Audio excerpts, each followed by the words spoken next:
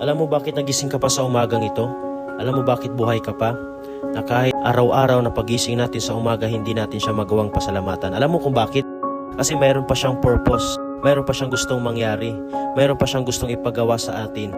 Una, nais niyang lubusan mo siyang makilala at laging maalala. Sadyang ang Panginoon ay mapagmahal at mabiyaya kahit pa doon sa mga taong di siya lubusang kilala at di siya naalala. Oo nga naman, paano mo araw-araw maalala kung hindi mo siya kilala? Kaya kung di mo siya talagang kilala, kilalanin mo siya ng lubusan. Malaman mo kung ano at sino ang Panginoon sa buhay mo. Na wala ka kung wala ang biyaya ng Panginoon.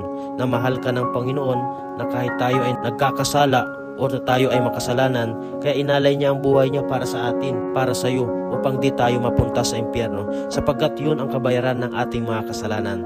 Kaya nabubuhay pa tayo upang malaman natin na ang kanyang pagmamahal at sakripisyo para sa atin.